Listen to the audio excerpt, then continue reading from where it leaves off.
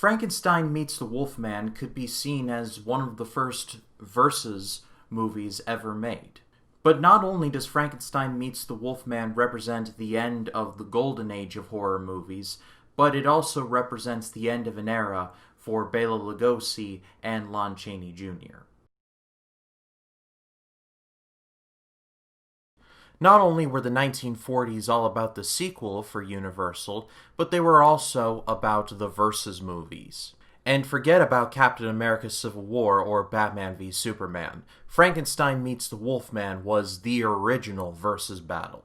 But not only is Frankenstein Meets the Wolfman the end of an era for the classic Universal monsters, it also marked the end of an era for Bela Lugosi and Lon Chaney Jr. More on that in a little bit, but first, let's get into the movie itself.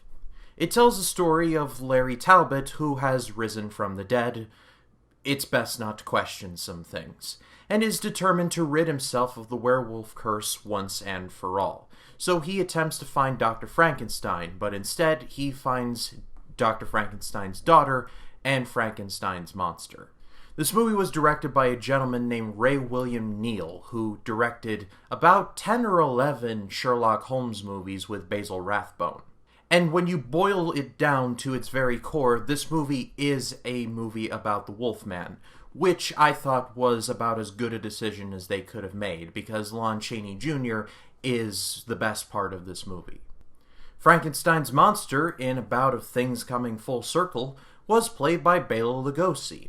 His scenes were short due to Bela Lugosi suffering from IRL sciatica, and many stand-ins were used to replace Lugosi, but it's weird to see how Lugosi initially denied the role but ended up playing him about 10 years after it.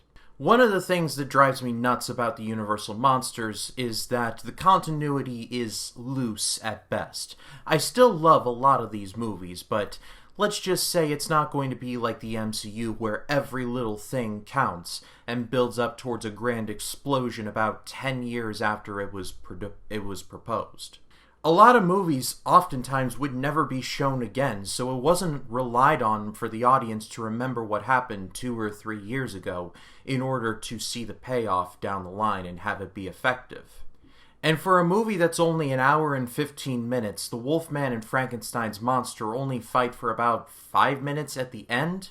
It's a good fight, don't get me wrong, but we've got to sit through a lot of Larry Talbot complaining and just dance parties. A lot of dance parties for reasons. But the final battle does end with the lab being crushed by a roaring river, and in many ways, both in the movies and in real life, this would be the end for both Lugosi and Chaney. Lugosi and Chaney would play Wolfman and Dracula for one final time in Abbott and Costello Meet Frankenstein, which would be their final roles of any significance.